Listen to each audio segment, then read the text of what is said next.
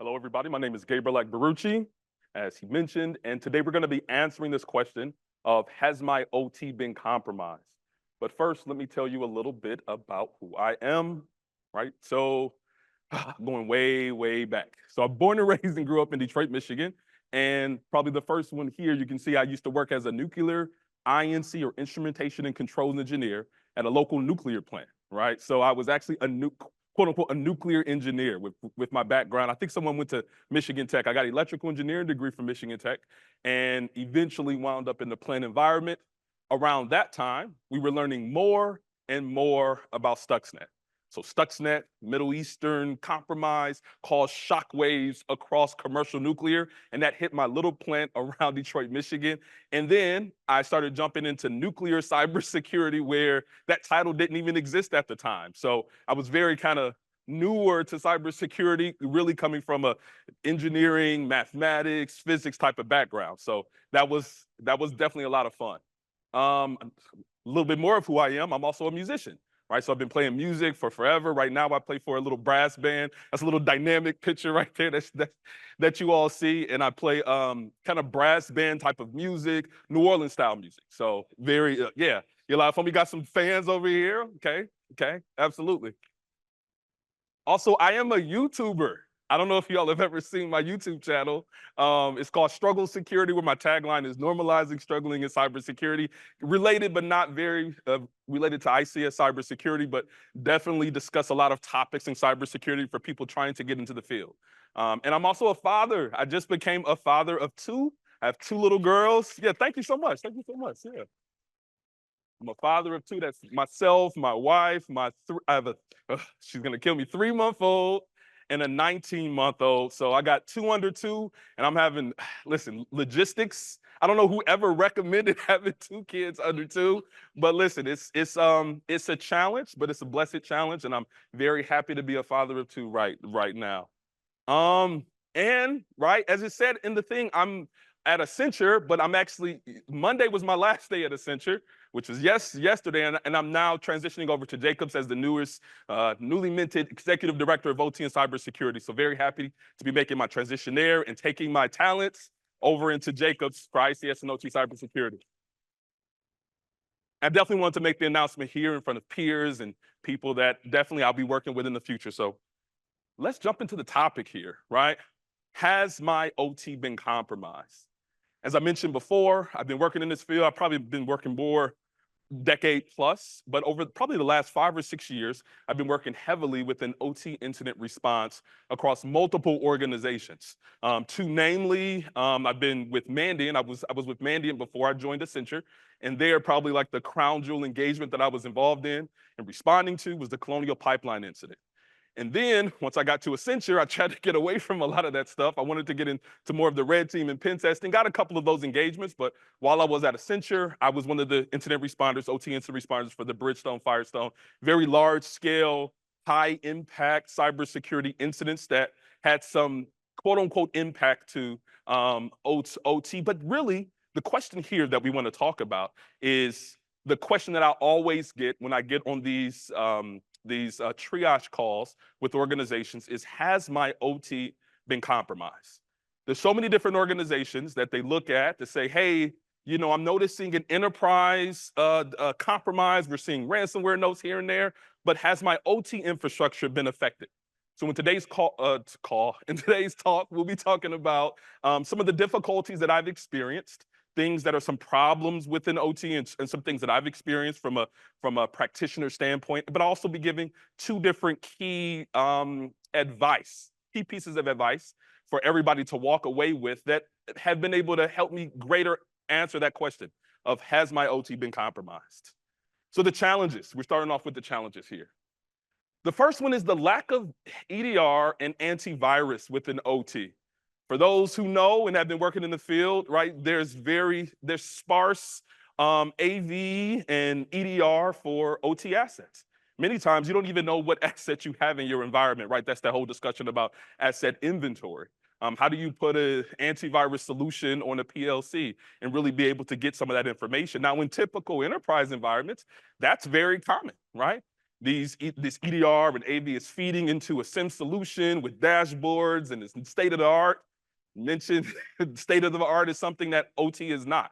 So that's one of the major challenges that I receive, because when people are saying, okay, which systems have been compromised, we can't really say definitively as it concerns endpoints, because a lot of these technologies have not been installed on these OT assets. The second one is the rarity of intrusion detection systems and lack of tuning, right? You can name your IDS vendor for OT that's OT aware. They're definitely out there. They're definitely in the field. But one thing I recognize is that a lot of times they are rare. They are very, very rare. And if they are there, a lot of times they are not tuned. I know one of the largest incidents that I was involved in, there was definitely IDS there, right? IDS from one of these well-known vendors. But when I was getting into the logs, I was getting into the systems, the problem is that it was not tuned at all. It was literally every single alert that had came in from that device, it was right there. It was almost like it was right out of the box intrusion detection system. So that did not help me to understand if that environment had been compromised or not. Another one is OT security organizational knowledge gaps. That's another one too. Late last year, myself and another colleague, we were involved in what you call a compromise assessment. So this is where an organization understands that, hey, we have been compromised and we want you to be able to assess the damages. So this was a large factory manufacturing organization in APAC. So we were able to jump into the environment, get some logs, try to understand what's going on there. And that whole entire factory environment was compromised. I mean, literally from top to bottom. And they had been operating in this way for years, right? We were getting logs and information from maybe 5 to 7 years ago. Nothing was patched. Nothing was understood. And the initial attack vector was definitely that of USB drives. They use USB drives for everything, for transferring project files, from transferring project and system files onto a central server for the factory. And that existed on a file share on a server where every other machine was able to access, right? USB drives, right? That's like the oldest trick in the book, right? So we were having a lot of those type of issues where the organization just did not understand that level of segmentation of systems, right? That level of controls to be able to layer on top of each other so that your OT does not get compromised by USB drives. And even when we were recommending things to do for the organization, right, putting in DMZs, separating IT from OT, going in there, giving privileged access management tools, and really doing some segmentation and some overall cyber hygiene, the organization did not understand how to implement these things within their environment. So that's another one. The OT security organizational knowledge gaps is another one that I've run into a lot. And no previous security-related logs or telemetry data has been collected. Like I mentioned earlier, many of these organizations have not invested in even asset inventory or visibility into OT environments, right? As engineers, we understand that our job within these OT environments is to make sure everything continues to run rather than focusing on the security implications of how things run. So that's the last one that I've dealt with as it concerns the challenges there. So those are the challenges, but now let's look into what I've seen that has been very helpful during an incident to understand, hey, how deep has the compromise went? Has my OT been compromised? And the first one that I found is looking to the network, right? So looking to the network is one of the most valuable, right, sources of evidence that I've used. Many organizations don't want you to stress test or to interrogate their OT assets heavily. But I found that that passiveness of being able to collect traffic in the network or the OT network has allowed me to be able to greater assess the damages or if OT has been compromised. So we're going to go through a couple of examples for those who are very kind of newer to here. We're going to go to a couple of examples of common things that I've seen. And these are a number of tools that I've been able to use, free and open source, like I think Rob had mentioned earlier. These are things that you can take right back to your work environment and be able to implement immediately, right? You don't have to wait until your company has been compromised. You don't have to wait until your company has been hacked, but you can take these and be more proactive, maybe in a threat hunting type of perspective with tools like Wireshark. Zui, which was formerly mentioned as Brim, Zeek, Suricata. Another tool that from a coworker who had informed me about what this tool was, it's called the NAV tool. It's a CISA tool. It stands for Network Architecture Verification and Validation. So that's a great tool. And my coworker, he told me to shout him out. His name is Chris Rader, and he uses this extensively to be able to understand the different systems and the networks and how everything talks together with that particular tool, or just random Python tools, right? To be able, like creating Python tools to be able to get the information that you need. And I'll give some examples as we go forward.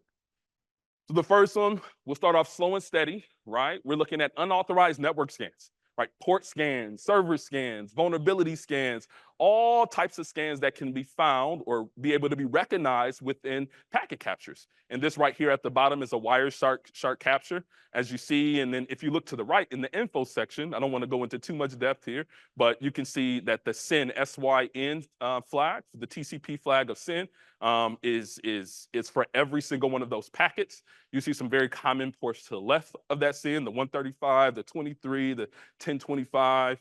Right, these are very common ports that are scanned, and these are half-open scans, which are the SYN scans. So this is something that can be recognized or captured within your network data. Oops, it looks like everything had stopped. Let's go ahead and, for those in the back, can you, boom, perfect. So this is something that can be very commonly seen on the network. Now, this might not always be captured during an incident because sometimes the damages have already been done. Yeah, I'm not pressing anything, but it keeps minimizing. No worries. Sometimes the damage has already been done. So you'll be lucky if you find particular scans in the environment. Sometimes you can see this if there's an active compromise or some active malware in the environment. We have seen these in certain cases. The next one that we're looking at is multiple failed login attempts with protocols like HTTP, FTP, Telnet. These are very still commonly used within OT. And at the bottom, as you see, there is an FTP login there. And this is clear text passwords, clear text usernames thrown across the network to be able to understand, hey, boom, this is a potential failure here, or this is a potential login attempt by a threat actor, right? So these can be repeated. You can see a lot of failed logins as well. Again, another tool, Wireshark here that we were mentioning. Now, this is something that we found during an assessment. As you see on the right, that's a tool called Zui. Right, so Zui is a kind of like a tool, like it pulls in all types of data, and you're able to query that data based upon things like Zeek logs and Suricata. It kind of parses out all of that information, making very large PCAPs or very large network data very easy to digest and be able to query and understand. So this one is unusual internal or external network traffic. So, large or unexpected data transfers can be an indication of some malicious activity happening in the environment. For this particular case, there is a spike here. And as you see in my search, I was searching for the admin share and the IPC share, which are very common for higher privileged individuals accessing within environments. So here you see this large spike. And these are things that you're looking for, unusual activities, things that stick out like a sore thumb. And if you see, it's actually SMB traffic. It could be SMB map, right? SMB mapping or some normal type of things. But this is stuff that threat actors do. And this can be indicative of some type of data exfiltration or some type of large data being moved on the network within OT. And this was actually for a large water utility organization in the West. So this stuck out. So automatically red flags went up. We were thinking that, okay, we got an active incident going on here. But after further investigation, further analysis, this was a normal activity from a administrator, right? So, but this can be something that you can definitely understand and assess to be able to say, hey, has my OT been compromised? Yes, and this is even more. So we were going even more into what those connections were. And as you see here, the top one is the total bytes, right? All the way to the right.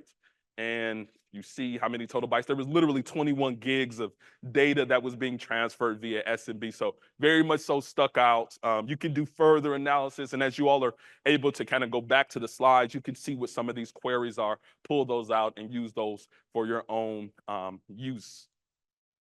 Another one is network connections to unexpected geographical locations. Very common. There's a lot of obfuscation or kind of hiding that threat actors can use, but at times when you have common or known malware, a lot of times you can see like, hey, there is an IP address that connects to an environment or a domain that's outside of where we do business. Very common there. So network traffic originating from or going to geographical locations from unusual to your organization's work or who you all do business with, as we've all been mentioning throughout the conference, China, Russia, North Korea, those can also be indicative of some type of OT compromise.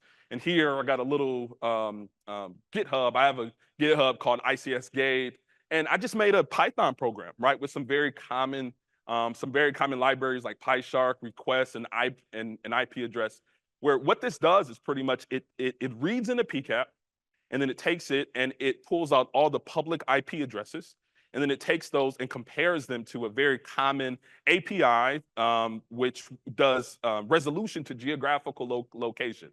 So on the right is where you can find that Python program, and on the bottom left is the result. So I have it print out to a CSV file where it gives you the IP addresses, it gives you the geolocation information, which can give you more of an understanding of saying, hey, is this where we do business? It can easily present some of that information for you.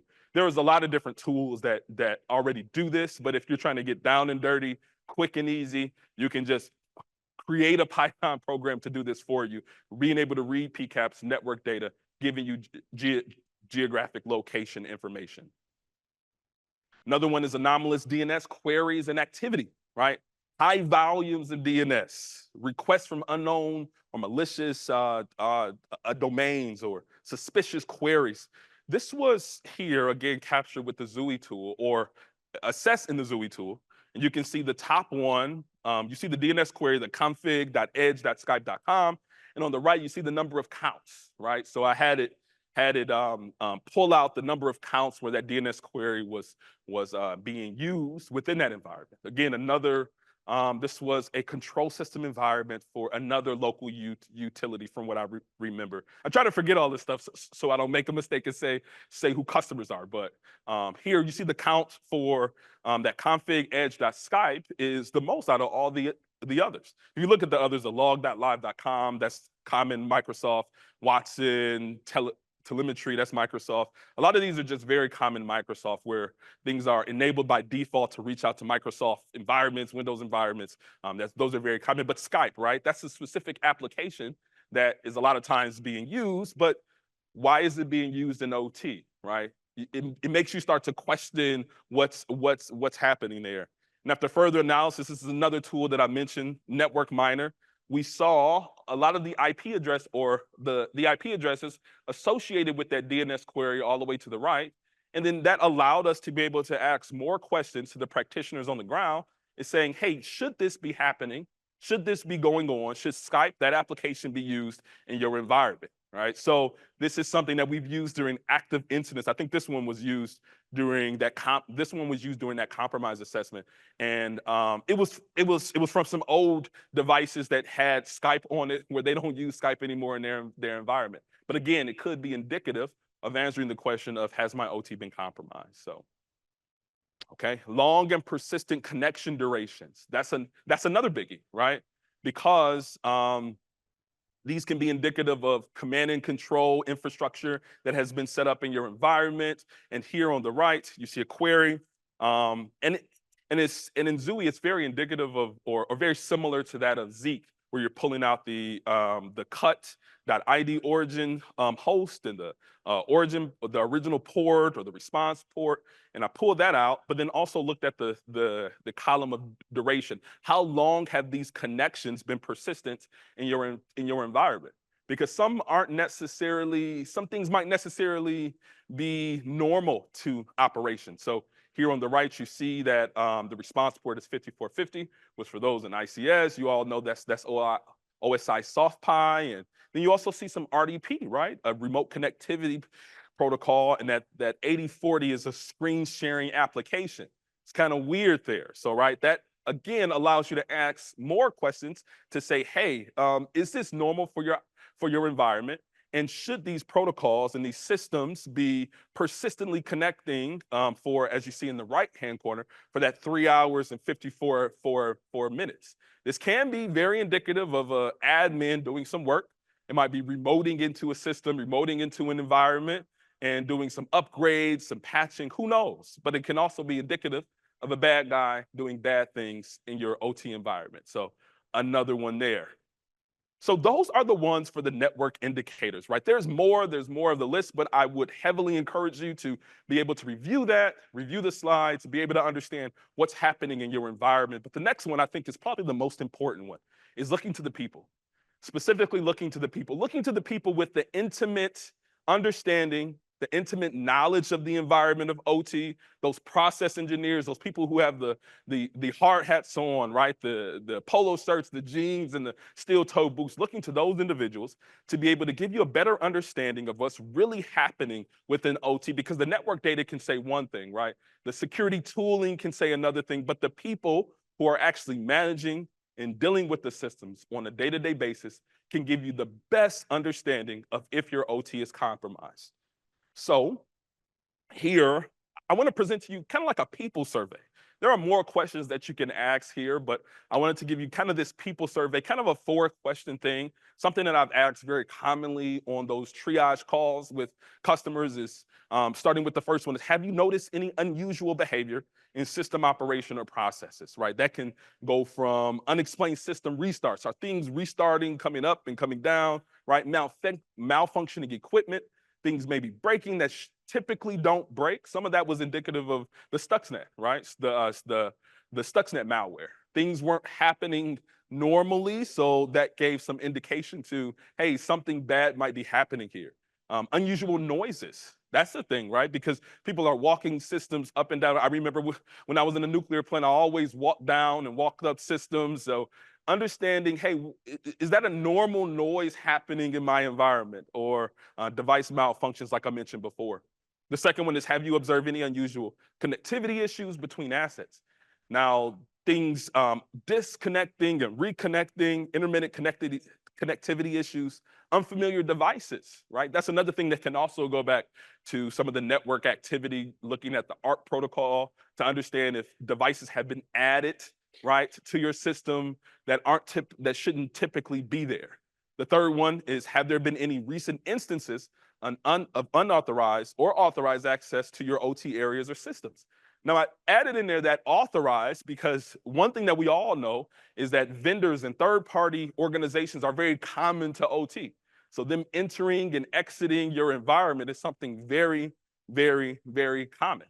It's like almost your vendors are almost a part of your overall organization. So understanding the activities of vendors, having some logins to when vendors sign in. I know I was doing an assessment for a paper company, and what happened is that we were asking kind of questions, going through some surveys of what had been happening in their environment. They noticed some issues, and we asked them, hey, how do your vendors come in? And they would say that they remote in through they punch a hole into the firewall for them to come into OT to be able to service the devices and systems and assets. The thing that was the problem is that they didn't know when they were logging in or logging out, or who was part of the organization, should they be there during that time. And it turned out that there was very persistent connections that these vendors were utilizing. Like, they were signing in and staying signed in for long periods of time because we were able to pull their firewall logs to be able to understand that. So understanding unauthorized and authorized access to your OT environments. And the final one is, have there been any anomalies in physical security and or devices? Have there been any doors ajar, right? Is there a broken door in your environment? How about some of the CCTV information? Does your cybersecurity program within OT have a connection within your physical security organization? chains and locks, or looking at storage systems. Have doors been broken, or do things look weird? And that's where you really get some of the information from the people who manage these systems from a day-to-day basis. So this is just a kind of a 4-question thing, right? That I think that's very important to really understand and kind of query the people who manage the systems from a day-to-day basis. So final thoughts, right? Dealing with these OT incidents has been very rewarding. It's given me a better understanding of understanding critical infrastructure and how a lot of the bad guys have been able to get in.